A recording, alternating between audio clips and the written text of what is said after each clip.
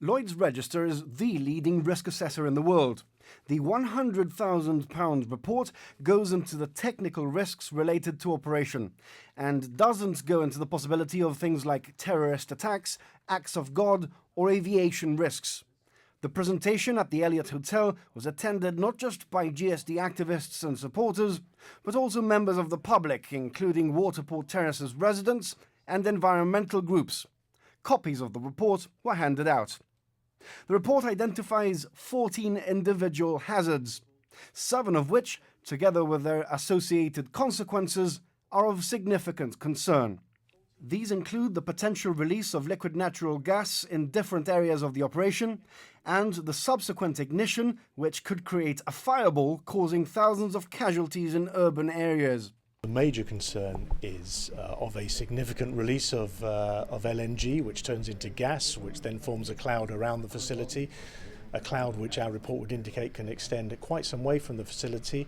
It will encompass potentially residential areas of Gibraltar, and obviously any ignition source that gas cloud encounters will cause it to ignite, will create, as our report says, a fireball, and the consequences to that to our community are simply not acceptable as far as we're concerned.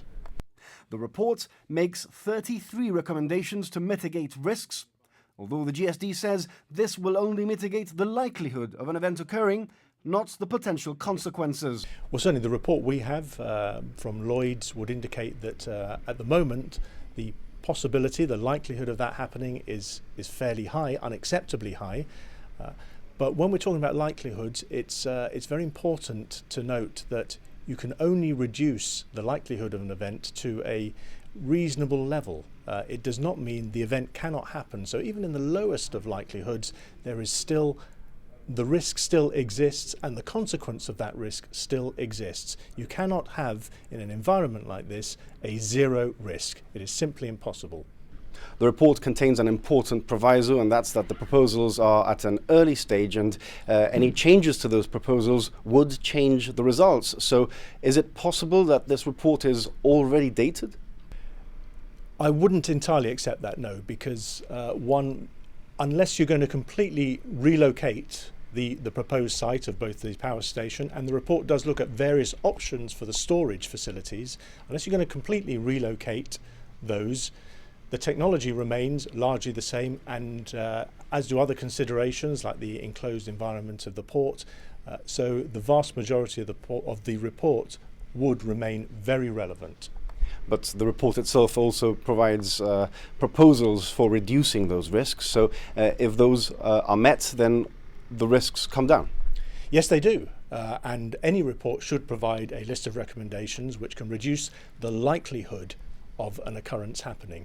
Now, it's very important to understand you can reduce the likelihood. You cannot reduce the consequence of the event. That remains the same. In its executive summary, Lloyds concludes that neither of the locations proposed for the project, the North Mole and the detached mole, satisfy the safety criteria, and further options should be considered. In its final conclusion, it says the proposal carries an intolerable risk for the community. The GSD says the report demonstrates this isn't a safe location for a power plant, and the safety of the community should always come first. The party commits itself to scrapping plans for an LNG power station in the port area unless construction has already started, in which case it would only use the diesel components. The GSD has committed itself to, if construction on the power plant has already started, then it would only run on the diesel element of the power plant. Have you carried out a risk assessment on the diesel factor?